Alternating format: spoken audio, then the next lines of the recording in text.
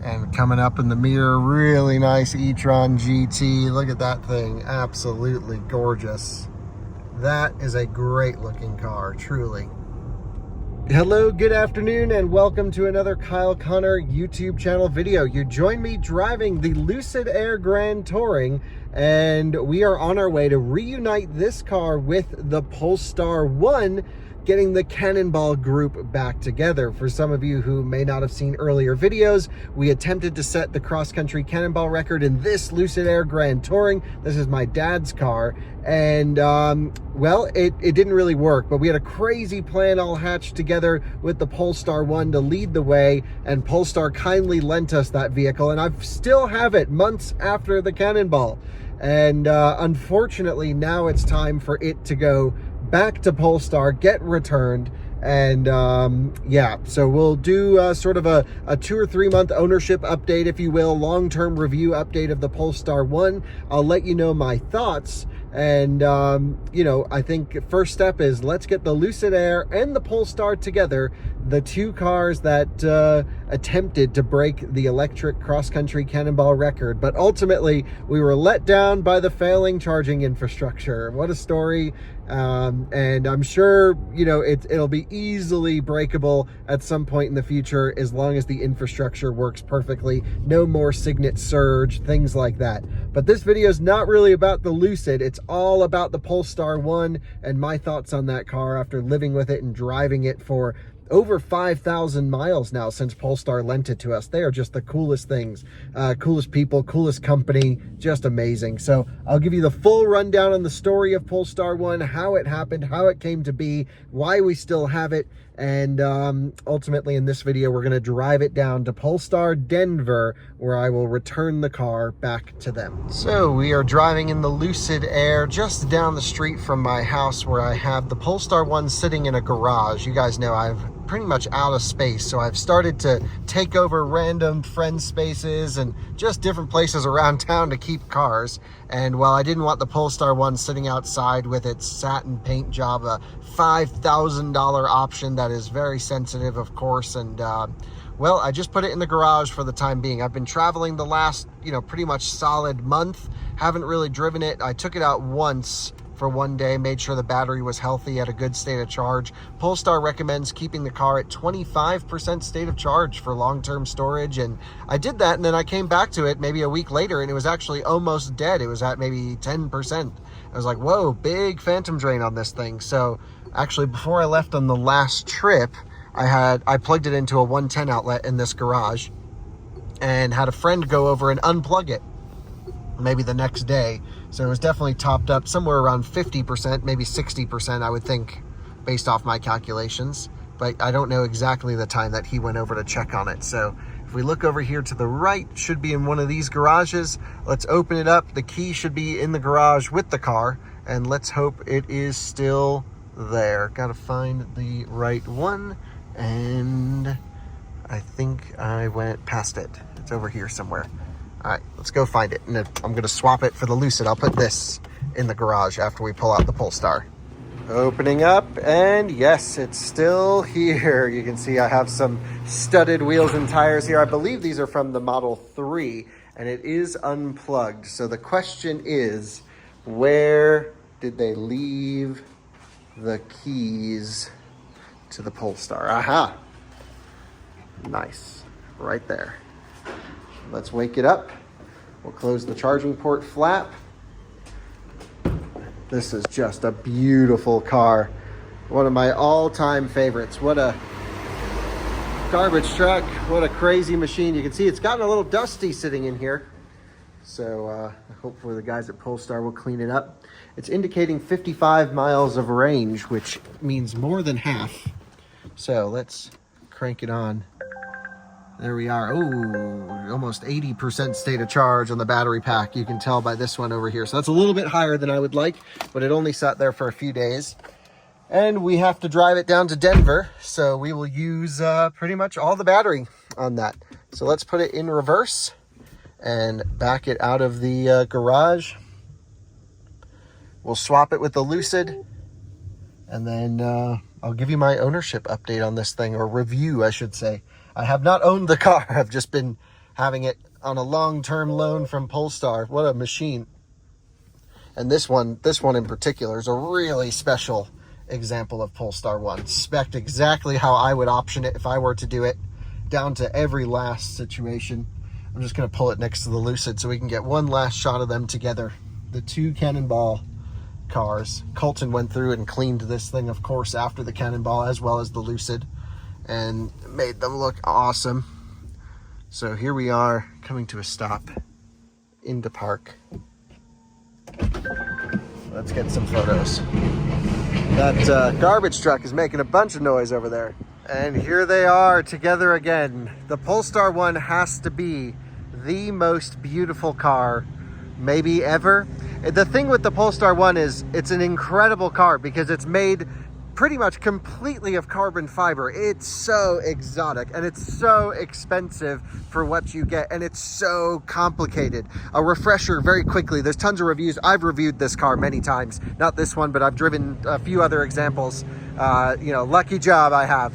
But basically it's a 4-cylinder turbocharged and supercharged that has a roughly 50 kilowatt crank starter motor / generator that also acts as a boost, with 2 electric motors not mechanically connected to allow for torque vectoring, and 619 horsepower, I believe, in the US spec, and just an absolute ripper. It is so complicated. Has a 33 kilowatt hour battery pack or so, supports DC fast charging up to 50 kilowatts, AC charging at 48 amps, has an electric only range somewhere around 70 miles or so, maybe 80 miles. It's got the window in the trunk so you can see all the high voltage connections, and it truly is so special. I have never seen another one on the road outside of Los Angeles, which is weird because they actually use them as rental cars there. They're all the old marketing cars from Polestar, but this particular one, I've told the story, some of you may know this, was the CEO of Polestar USA's car. This was Gregor's car, and he spec'd it this way, and I totally agree with the spec. It looks awesome, and this matte white, it's called Snow, but it's a matte satin finish. It's really cool. It looks amazing in the sunshine, hard to take care of, and just one of those crazy things. It's got monoblock 6-piston Akebono brakes up front, Öhlins dampers, fully adjustable, double wishbones up front. I mean, it's proper like race car stuff under there. But the thing with this car is, yes, it's expensive. Yes, it's wild. I would almost consider it a Swedish supercar, but it's not pretentious. You don't look like a, you know what, driving it around. It's sort of the smart person's choice, if you will, in my opinion. The thing is, when I'm really lucky, I get to drive some crazy cars. Sometimes people are like, look at this idiot driving this XYZ. In this car, everyone has a positive reception to it because it is electric for the most part, with that range extended gas electric motor also there for performance if you need it. But you can do all your daily driving fully electric in this car. Has a banging sound system. It has the presence of a Volvo. When this car came out, no one knew what Polestar was, and it was easier just to tell people it's a Volvo. Now people kind of know what Polestar is, but it was the launch product of the Polestar brand, which I believe will only be bigger and crazier into the future. So I think the value of this is insane. This body line can only be done in carbon fiber because this crazy harsh, break here in the bodywork. And that's all because it's a full carbon tub. I shouldn't say that. It's actually a steel chassis with carbon reinforcement, and then the body's full carbon. Just looks incredible out the back as well. Such a special car. And I've really enjoyed my time with it. We'll drive it down to Denver. You got to stay tuned for the end of the video because I have a little bit of a surprise for you. But we'll return it to Polestar. Let's put this back in the garage over here. I'll plug it in on the 110 outlet and charge it to 50% because I don't know how long it'll be until I'm able to drive it again. So we'll just leave it sit at 50%. Good for long-term storage. Batteries like to be relatively low, preferably actually probably 30% or so in the Lucid. But the lowest you can set this thing is 50. And yeah, we'll jump in the Polestar and take it to Denver. Remember to take your key with you. Slightly low tire pressure, need to check that for sure. Set charge limit is set at 50%. So we'll leave this here. We'll take our juice booster and plug it in. This will be here for some days, I imagine, and definitely will be completed by the time we're done. So nice to have all these little secret storage places around town. if you will. In we go. Nice. And will it go green? Yes, I heard some contactors click. We're thinking. There we go, charging. And lock and shut off. Very nice. Well, that will stay in here. We are off in the Polestar. There is that closing up.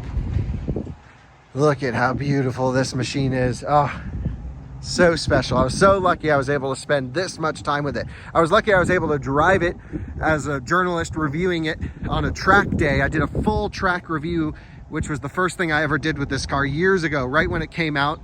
Did a 1-lap video with it and a few other things, so absolutely sent it around the track in North Carolina. Then I did some range and efficiency testing and charging testing with that same car. That car we really kicked the balls off of. That one, media cars really live a rough life, and that one definitely did, and we used it as intended. They're meant to be enjoyed.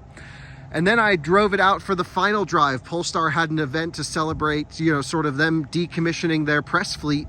And I think they're all going to Hertz, actually, is what those cars did. So not only did they live a really rough life with journalists doing track tests and all these crazy things, then they went to rental car life. So it really shows even though that this thing is just a complicated car, it can hold up to just crazy abuse, which really makes me feel good for having this one with quite a few miles on it. We're at 13,000 miles, which is a lot, I imagine, for a Polestar 1, one of the higher mileage ones out there, I bet.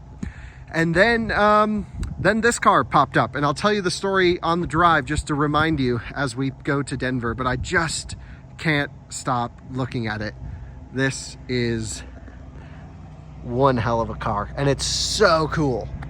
A couple things I don't like right off the bat with the Polestar 1 is the seat doesn't have an easy entry exit that I can find. So I put it in seat memory 2 to get in and out, and then seat memory 1 for driving. And so when I get out, because it's such a small opening, the door is huge, but if you park next to another car, I got to put the seat back. The second is it always starts in hybrid mode, and I prefer to drive it in individual, which is pure mode, the electric, the way I have it set, but with all the comfort stuff still on. So max heating and cooling and max power and all that stuff with the rear motors. We got the gold Polestar seat belts. We got the Bowers and Wilkins. Let's put in Polestar Denver and head down. Well, you join me now inside the Polestar 1 going for a cruise down to Denver. It's about 60 miles or so to get down into the city from Fort Collins. Love where we live. It's just awesome. And I'm in full electric mode using Pilot Assist, and it's just cruising me along automatically. But let's talk about how we got the Polestar 1. And it all came about very last minute, and it was just an epic story. We wanted to run, of course, the Lucid and the Cannonball and drive it New York to LA quicker than any electric vehicle had ever done it before. I had set the record before. My friend Ryan holds the record now. I'm all about let's have some fun of CCS versus Tesla, and the Lucid in theory should be the fastest car, and it's really only if the infrastructure can support it. And so we knew the infrastructure was going to be a problem. We didn't know if that would mean there's a lot of people using them, especially when we go through major cities like St. Louis or Amarillo, or especially into LA, those last few stops in Arizona into California. And so we decided, wouldn't it be cool to have police spotters ahead of us the whole way, hazard spotters, as well as a car that could plug into the chargers and make sure they work. So we didn't plug into a station and it wouldn't recognize a car was plugged in, or it wouldn't communicate a charge, which I've had twice on this recent road trip with the Rivian that I'm just coming back from, about 3,000 miles in that vehicle, just arriving back this morning. And that came the idea of, is there a combustion car, because obviously they need to stay ahead of us, that can also DC fast charge? And it left us with two options.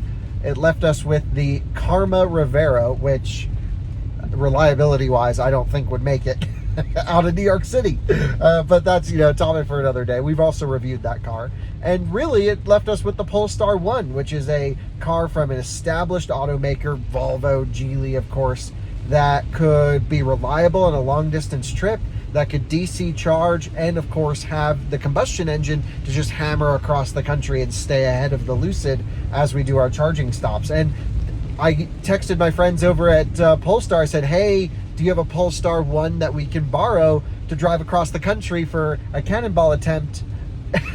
as a support car. And it really was more of an advantage than a support car, if you will. And they were like, yeah, no, like we don't have any of those. If we did, that sounds pretty cool, and you could have one, but we don't have any. And I was like, well, you gotta have one somewhere. That's the line of this whole car. You gotta have one somewhere. And they're like, we have one in our heritage collection. It's in the museum or something like this. And it was the CEO's personal car. And I was like, let's do it. That sounds great. And, you know, they called Gregor, and Gregor's like, oh, yeah, the guys from out of spec. I don't know what happened, but he's like, yeah, they can take the car. And so we did the whole thing. We've documented the road trips across. There's Alyssa and Michaela made a whole road trip video in the Polestar 1, driving New York to LA, and this one supporting the Lucid, being the advantage for our trip across the way. It really was a huge, like, we will never do another Cannonball without using an advantage combustion car like something like this. And you know, they said you can have it. So we were in New Jersey for the start of the run. I went over to their headquarters. We picked it up. They prepped the car. We jumped in it literally hours after we picked it up. We have a whole video on this channel on this. And then we sent it across the country. And then we brought it back to Colorado. We drove around with it in LA, shredded in the canyons, all documented here on YouTube. Had an absolute blast, really enjoying the Polestar 1 with some good friends and getting everyone out in this car. And it really is an amazingly quick and competent machine, no question.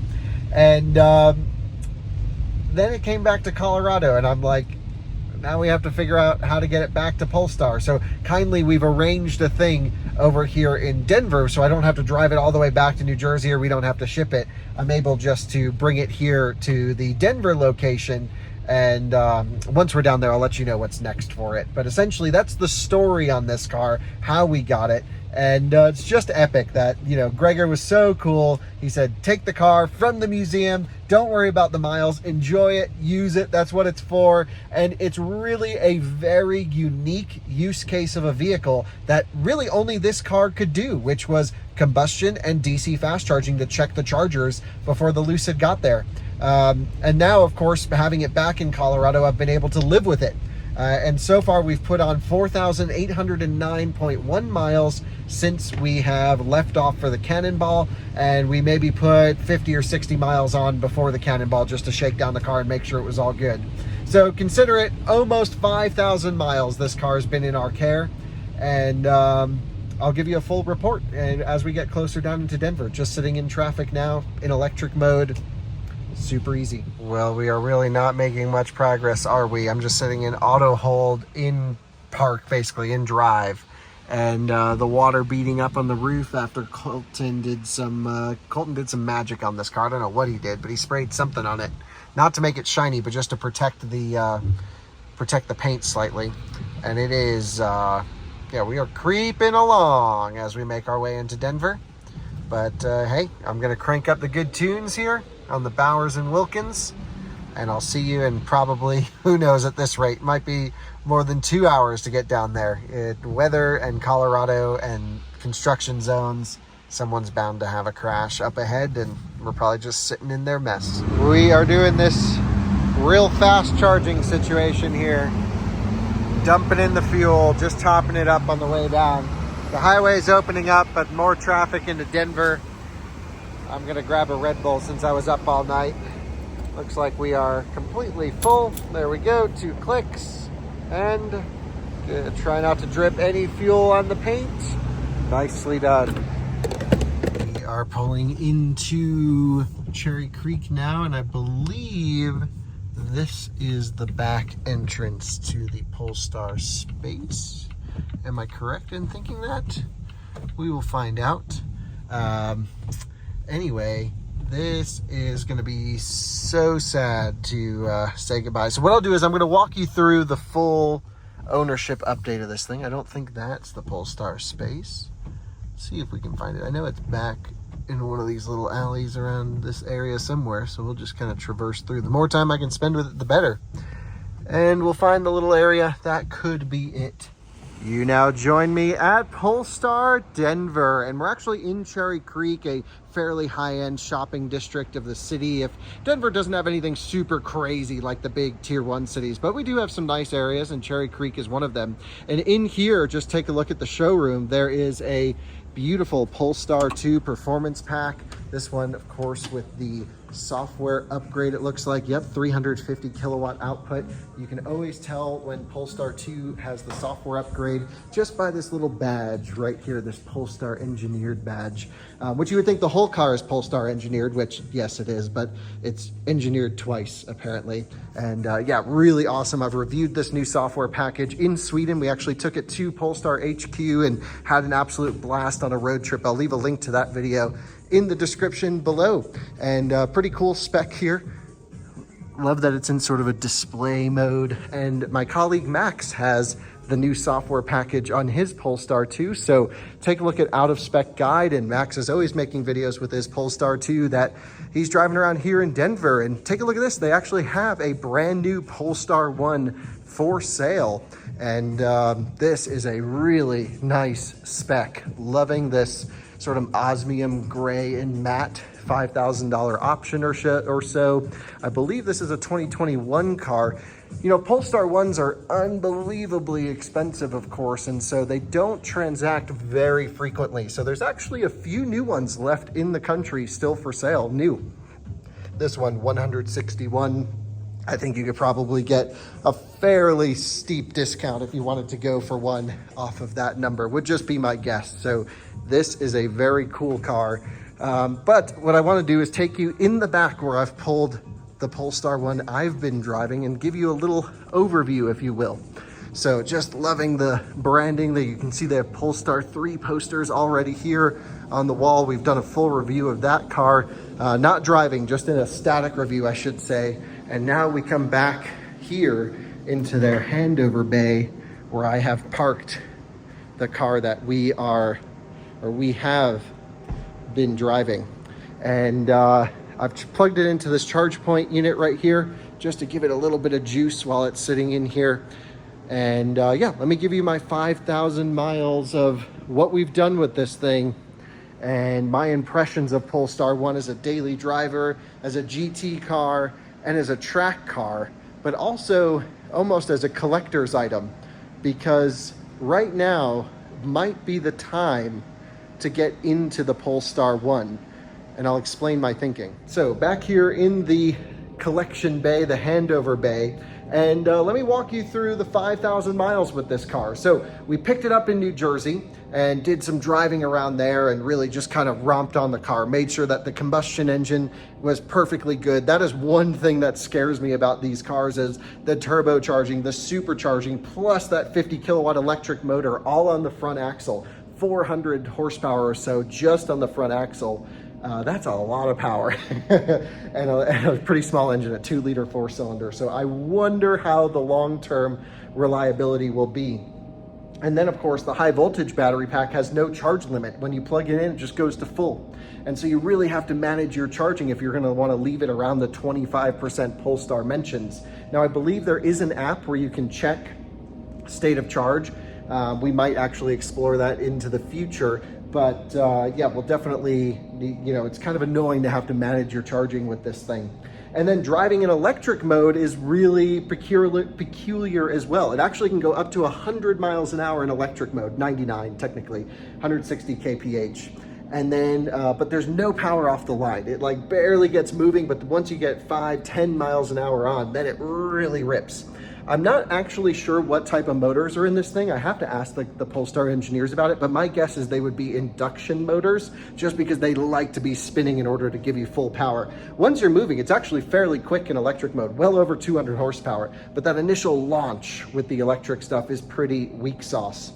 As a GT car, you know, what Alyssa and Michaela did, driving it from New York to LA, they loved it. We backed the suspension off to be nice and comfy for them, and it really just was a great cruiser. Fairly inefficient on fuel, surprisingly, but you know, with that supercharger running down low, and you know, when it runs on combustion, it's actually not the most efficient thing on the planet. And none of the Volvos ever have been with this engine. The new B engines, or the new turbocharging only, like I reviewed the V60 T8 recently, the Polestar on that that has the new updated engine. Those are much more efficient, much less internal resistance than this engine right here. So aside from the fairly lackluster fuel economy and the fairly small gas tank, as a road tripper, this really is a plug-in hybrid with very little compromise. The reason I say that is it has a fairly large battery pack, again, well over 30 kilowatt hours. What that means is you can get 70 to 80 miles of driving around town fully electric,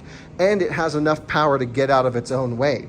So as a daily electric device with combustion for the long trips, this is one of the only plug-in hybrids that can actually do that. The other cars that I'm thinking of would be like an i3 range extender or a Chevy Volt would be the only very battery heavy plug-in hybrids. And I think it's a really great model, and I wish more companies would adapt this because it is really a fantastic model to be able to do, 99% of your driving fully electric and then have the combustion engine to go farther. If you take a look here in the trunk, you can see all of your high voltage connections right in here for your systems. This is one of the best show pieces of the car. You pull it to a car show or just put something in the back, everyone is just like, whoa, what is going on back here? It is crazy. And you can see, of course, carbon fiber bracing. The whole car is pretty much carbon, which is just incredible. So let's close the trunk there. And it really has been wonderful. And then if you want to do performance driving, you got to jack up the car, you can adjust all the suspension, you can dial it into where you want, you can do some alignment change. Probably would prefer a Michelin Pilot Sport 4S tire after talking to Misha and watching his videos with Joachim about this car, one of the chassis engineers who we know. And it just seems like, okay, there's really a lot of performance cred here. And also I'm noticing, I think this car may sit slightly lower in the front than other Polestar ones that I've seen. So it really is one of those unbelievably special carbon-bodied cars that can do it all. It can be an EV for your daily drive. It can be a GT when you put it in hybrid mode and use the combustion engine with the battery stuff. And it can be fairly performance oriented when you put it in power mode and you can unlock all of the combustion and all of the electric power at once. So we're actually not returning it. I have purchased this car from Polestar. After the Cannonball, they were like, hey, how do you want to arrange getting this back? And I was like, I don't want to arrange getting it back. I'd like to keep it. And we went back and forth on pricing for, a couple weeks. And I was like, they're really not transacting that frequently. You can see they still have a brand new 2021 here and they're discounting it heavily off of sticker. This also has 13,500 miles on it. So I paid, I would say, did not get a great deal, I don't think, but I paid a fair market value for this car. Certainly less than what you'll see others listed for, because most of the ones listed online have 4,000 or 5,000 miles, and I paid about $20,000 under where you see most of them listed for sale. So right about 80,000 is what I paid for this car, and I think that's a fairly reasonable number, but not like a smoking deal or anything like that. By the time you add taxes and fees and all that stuff, it gets pretty crazy. So not a cheap car. However, I was discussing the collector's item portion. Polestar is a brand new brand with a new enthusiast following that's going to be backing it. They have a bright future ahead of them. They have a lot of new models, and I'm not buying this car to put in the wrapper and put in the garage. We are going to use it. We're going to enjoy it. However, I do think this is the bottom of the Polestar 1 market. If there's ever a time to buy one, it kind of feels like now, while not many people know about Polestar. And so that's what I did. We bought a fairly high mileage one. We had the great Cannonball story with this, and we just had to go for it. And I can't wait to do many adventures with this, many miles. We got to get a few things fixed on it because it's not perfect and it's 13,000 miles. We got to kind of dial in a few things, but this is really the first car in a long time I've actually bought for me, not for YouTube content. This is just one of those, and I've always said it, every time I've reviewed it, I've raved about this car, I've loved this car, but they never do huge views for us. Polestar 1 doesn't have that big following. And, I thought, okay, everything else we buy for YouTube, we make videos with, and eventually we'll sell them off when the market comes back up. This one's for me. And Yes, so now it's time to swap plates. We're gonna take off the manufacturer plate. Gregor and Polestar have agreed to sell us this vehicle, and we're gonna put on my temporary tag, and then I'm gonna drive it back to Fort Collins. I've just signed all the paperwork for it. I've just handed them the checks, and it's mine. Just epic.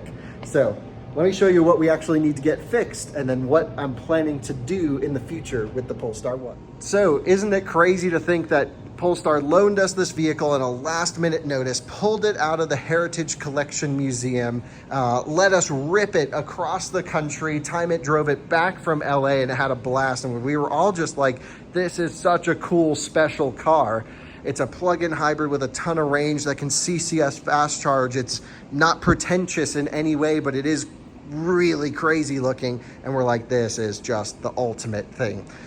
So I'm just so thrilled to be able to purchase this vehicle. It is a stretch. It's not cheap by any means. And like I said, I really think the values might go up one day if I ever have to sell it into the future, which is a real possibility. You never know with YouTube what's going to happen. And we've been through that explaining. The first thing we need to get fixed is there's quite a gouge here. And I'm not sure if that was there when we picked it up. Maybe some of you guys can go back through the videos. It doesn't matter either way. I've agreed from them selling us the car that I'll take care of the damage on it, and that's one thing we need to get fixed. The one concern is, of course, it's a matte paint, it's a satin finish, which almost is impossible to match. So I'm not sure what we're gonna do about that. It's minor, but definitely something that needs to get fixed. There's also a fairly small, unbelievably, this paint is actually in almost perfect condition throughout the whole car. Colton was blown away, but there is a small rock chip right here. Not the end of the world. I just don't know how touch-up paint and satin works, but that's not the end of the world. The glass also has the windshield here, a rock chip in it, but that's very simple. We go through a ton of glass here in Colorado, so nothing abnormal about that. We'll probably just have it patched so it doesn't spread. And then the last item on the list are the wheels. The wheels are all kind of different paint colors. Like, it's almost like they were refinished at one point in their life. And I just checked on the new Polestar 1 that they have in there, and definitely a different finish. The Polestar 1 new has a gloss finish wheel. This is sort of matte and faded, and I don't know, definitely looks odd. So we'll probably have these refinished. And then Polestar was kind enough to say, when they retired their press fleet, they had a small garage full of wheels and tires that were all damaged for one reason or another. And they were just gonna junk them. And they said, hey, you can have them. I gotta have them refinished, of course, but I have 7 extra wheels and tires for this car. And so we'll probably get one good summer set and would get one good winter set with some Nokian tires on it, because Nokian does make tires in this size.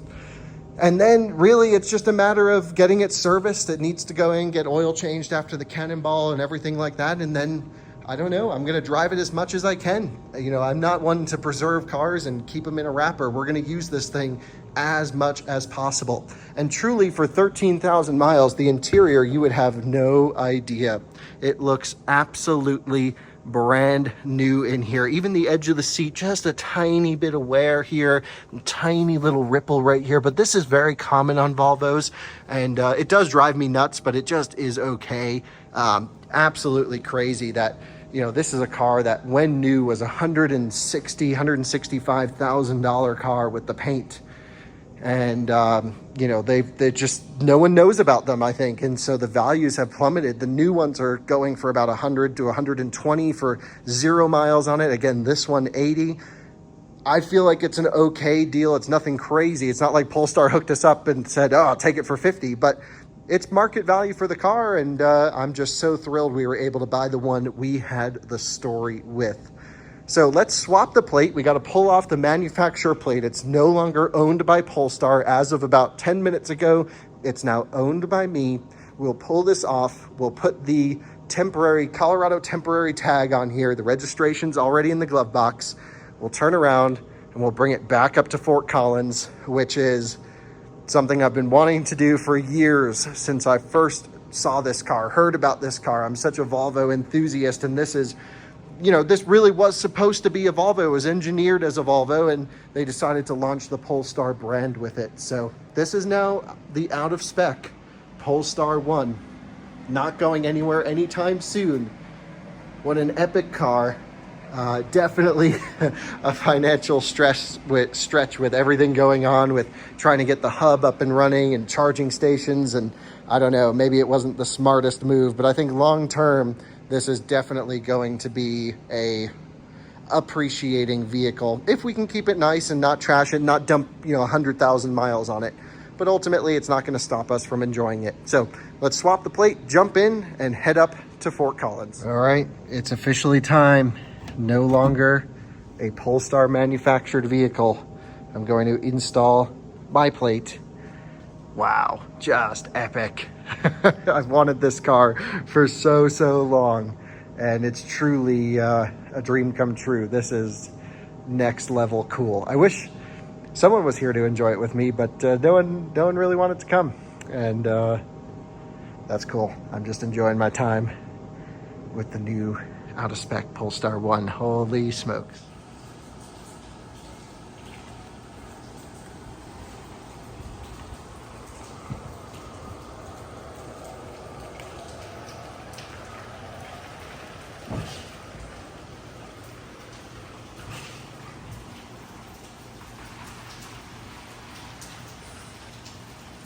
Well, we are now off for my first drive as the Polestar 1 is mine. So this is crazy. It's a car I've wanted for so long, ever since I, again, had the chance to even hear about this car. I was like 600 horsepower, 3 electric motor, turbocharging and supercharging, huge electric range. It's actually 34 kilowatt hour battery pack, excuse me. And I was just like, this has everything I want in a car. And truly, it is a next level opportunity to be able to buy this thing. Again, I was not expecting to have to spend a lot of money to get a car this time of year. I mean, we just, are still soaking in the Plaid and the Rivian. Those happened a year ago. I haven't really bought a real thing in over a year now. I guess it's been since I've had the Plaid, but still, that's a very quick cadence. And so the thought was maybe I would trade the Plaid in on this, and then I was looking at the values on the Plaid, and it's like, whoa, not good, really not good. So we might be stuck with that thing for a while.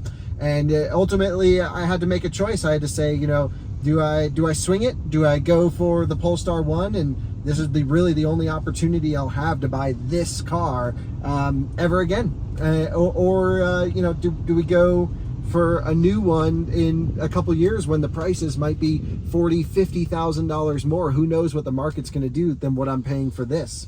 A few things really lined up well for this car. First of all, this story, Polestar pulling it out of their collection, Gregor letting us drive the car, and the fact that it's been shown to so many people, and it's been so well maintained as a factory vehicle that they were planning on keeping forever. It really means a lot to me to be able for them to sell us the car, because they have to go source another Polestar 1 to put in their heritage collection now. The second thing was, we had the car here in Denver. We did this huge cross-country run with it. I've been driving it around here, and of course, when you're driving around, you're like, don't take this thing away from me. I love it. I truly love this car.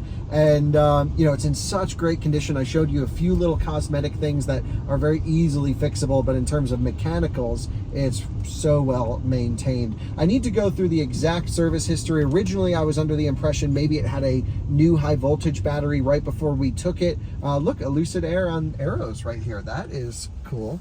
I was just driving at the beginning of this video a Lucid Air on those wheels. So that is neat to see that right now. You don't see many Lucids around here. But ultimately, just everything kind of fell in place, and I had to make a decision. Polestar's like, hey, we either need it back, or they weren't really. They were like, you can kind of hold on to it for some time, but they were like, do you want to buy this thing, or are we taking it back? And ultimately, I was just like, you know what, we'll buy it. And that's exactly what we've done here, is we've bought it, and I am enjoying it, and I'm going to drive it a lot, and probably no major road trips. I would think maybe out to LA occasionally, things like that. This would be a great car to leave in LA for short periods of time when I'm there frequently. It seems like a very good LA car. Good for the canyons, good for cruising around in electric mode. But I'm just so lucky to have the opportunity to buy it and enjoy one of my dream cars. And we have a lot. Actually, I have a lot of friends who are Volvo enthusiasts who I'm gonna make content with it and drive it and enjoy it as well, because I was talking to the Polestar folks. As far as we are aware, this is the only Polestar one in Colorado. You know, obviously they have the one in their showroom that's not sold, and they believe someone traveled here once with one of the 50 gold edition cars, but they're not sure that that car is local. So I'm pretty sure I have the only one in Colorado. And if that's not true, let me know, because I'd love to meet whoever else has one. But it's so rare to be able to own the only car in the state with, you know, you just will never see another one around here. The only time you'll see Polestar ones on the road is if you go to the Hertz rental lot in Los Angeles, which is also kind of odd, but it's cool that you can rent one of these. Anyway, I'm gonna go drive it around, enjoy it, and I'll share my final thoughts after the cruise back up. Just the short period of time that we were charging there at Polestar, I'm already up over 25% state of charge, well over 23 miles of range, because we've also been driving an electric. My goal is to drive an electric most of the time and just use the gas engine for long trips or for track days or canyon runs. And you know, make sure it's warmed up before we drive it hard. I'm really concerned about the longevity of this drivetrain, and I guess we're gonna find out. I have a few unknowns. I'm the first owner of this vehicle. However, it was sold to me as a used vehicle because of the mileage, so no tax credits or anything like that on this. It's technically cannot be retail sold new because it has 13,515 miles on the clock as of this very moment. And what the Polestar guys didn't know, they're going to reach out to their service team, is what's the warranty start date? What's the in-service date? Is it today? Is it 2021? I really don't even know how much warranty this car has. I mean, ultimately it was, we take the car and whatever else it comes with is just a bonus. Warranties, all these things. I was sort of under the impression that everything would start today. But you know what? At the end of the day, with these things, it's such a rare car. It's such a weird piece. No one knows anything about Polestar 1. We just had to go for it and take the plunge, take the risk, and we'll share the whole story with you here on YouTube as it progresses. So let's run back up to Fort Collins, and I'm going to do some driving, enjoy the Bowers and Wilkins, and I just cannot believe that this is my Polestar 1. I really need to get the app set up. That's one thing I wasn't able to do before, but now that it's mine, maybe I am. So yeah, lots to explore here, but I already know the car. I got all my settings set up. Everything's set up the way I need it. And you can see if I swipe this way, I got Spotify, I got my sound experience, all the other stuff I don't really care about is down here. When I go to the left, I got ESC Sport Mode, most important, and you can drag all these around where you want it. And then I got my lane keeping aid for when you drive in the mountains. You got to turn that off. It's really annoying. And then everything else, charging and holding. So I've programmed this how I want it. There's really not much to do in terms of setup because, again, I've had the car for a couple months now. But just on this drive from Fort Collins to here, I got 130.4 mpg. And again, I just a couple times turned on the combustion engine and, you know, just played around with it a little bit. So just incredible efficiency with something this powerful. Yeah, really just amazed that this has come to be. And I don't know if the camera will pick it up, but at nighttime it does. There's a Polestar projection on the glass up there, and you can actually see it from outside the car as well as you drive by. It's just a cool little touch. Polestar 2 has it as well. And yeah, just in love with this thing. So see you in a little bit after I really soak in my first moments owning really one of my dream cars, which is just insane I'm able to do this. Well, now we have made it home and we are off to get some dinner. Of course, we're taking the Polestar to dinner. I'm going to put it in pure mode. Pure mode gives me a couple extra miles of electric driving below hybrid. It lets me bring it down, I think, all the way to almost 0% on the battery pack before it kicks on the combustion engine. And we are going to Texas Roadhouse because they have chargers at Texas Roadhouse. So I can juice this up. We can get a really good meal. We love Texas Roadhouse on this channel. Not sponsored yet. And man, what a classy vehicle to take to a classy establishment, Alyssa. I mean, it definitely is the car for Texas Roadhouse. I mean, it just... That's what they designed it for. Especially, yeah, like this is definitely just Texas Roadhouse. It should just have the Texas Roadhouse. Yeah, why'd they put the Polestar logo in there? It should be the Texas Roadhouse. And then up here too, it should just all be like Texas Roadhouse. Yeah, just put a Starbucks one there, Texas Roadhouse there. I'm set. Yeah, I mean That's all my all we favorite need. brands in one. And Panda. Panda somewhere in there. Put a Tesla logo somewhere. Oh, big Tesla boy now. I love Tesla, of course. Yeah. Okay. So we are going to go have dinner there, and the drive home was just brutal, pouring rain the whole time.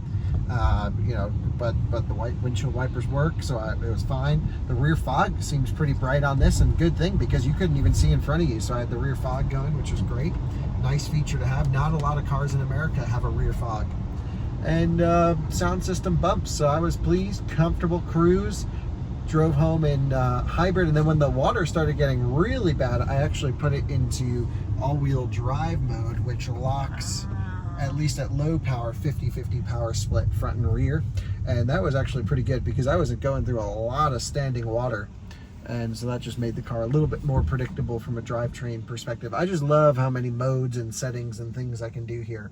Yeah, we just gotta dial the dampers next. Yeah, we got to get the suspension dialed in. I noticed at Polestar, actually, they had a Polestar 1 there. Oh, did By they? the way, What color? It was matte gray, matte osmium. Oh. It looked really good, Oh. really good. Oh. And the wheels were actually shiny and black, gloss black. Oh. That's why I don't think these are the correct wheels for the car. I think maybe, And then we got like Something 5 happened. more sets of the same exact wheels. yeah, there's the EV6 GT, the guy that only DC fast charges it. He's a cool guy, but I always see him at EA. And I'm like, just plug it in at home. He's like, but I got to get the free juice. Everybody's got to get the free juice, Gotta just get like the that free guy at Rivian the other day. He Yeah. actually didn't wait though, Yeah. but he wanted You'll to. see that on Out of Spec Motor. Yeah. Anyway, we're going to finish up our thoughts on the Polestar 1 Okay. purchase, which is, Alyssa, I want to Yes. hear your thoughts on the purchase, because I didn't really ask you. No. yeah. You only asked me when you wanted to put it in my name, but then that changed. Sure. So, yeah. Well, I was just trying to figure out the best way to distribute everything. But yeah. Right, yes. Logistics guy over here.